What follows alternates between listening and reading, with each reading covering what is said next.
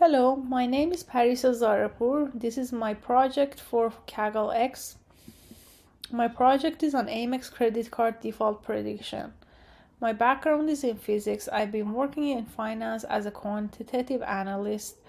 I work with financial data and use statistics and financial models to price complex financial instruments and make predictions.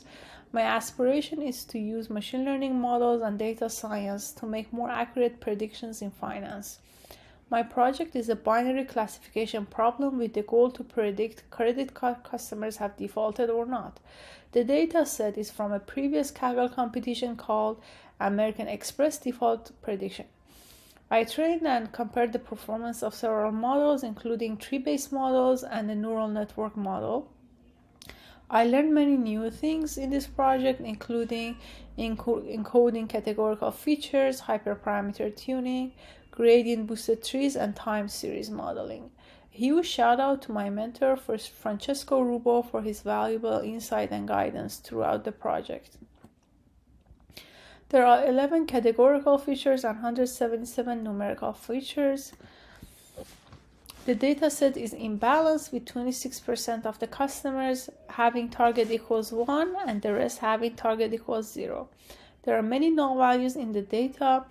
It was not reasonable to remove all the rows and columns that had null values because I would lose a huge portion of the data. The null values are not a problem for the tree-based models. They can handle null values, but the neural networks cannot. So for the time series modeling using neural networks, I imputed the null values using interpolation.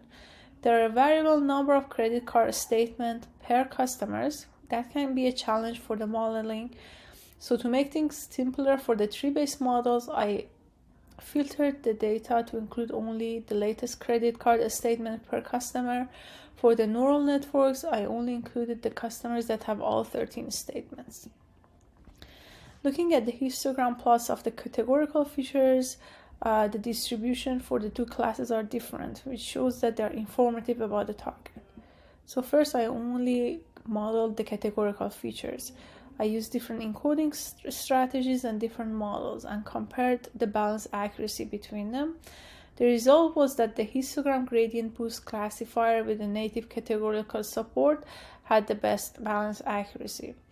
I calculated the competition metric using my best model. The competition metric is an average of a Gini index and a 4% default rate ranking metric. I got a low value of 0.53, which was due to the default rate at 4% being so low. So next I moved on to the numerical features to see if I can improve the results. Looking at the kernel density plots for the numerical features, they are also very informative about the target.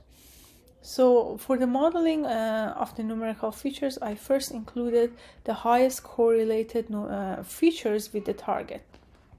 And the conclusion that I got is that when I include all the features, I get better balance and accuracy compared to only including a portion of the features that are the most highly correlated with the target. Then I compared the balance accuracy between a histogram gradient boost model, LightGBM, and XGBoost. And LightGBM had the highest balance accuracy. I then calculated the competition metric and I got a score of 0.78, which was a huge improvement. Then I looked at the time series modeling. I used a simple neural network model with an LSTM layer. I used 13 credit card statements per customer. The time between the first and the last statement is about a year. Unfortunately, I was only able to load a subset of the data due to memory issues. I was running out of memory. In the end, I got a competition score of 0.63. My next step would be to try to solve the memory issue and load all the data set and see if I can improve my result. Thank you.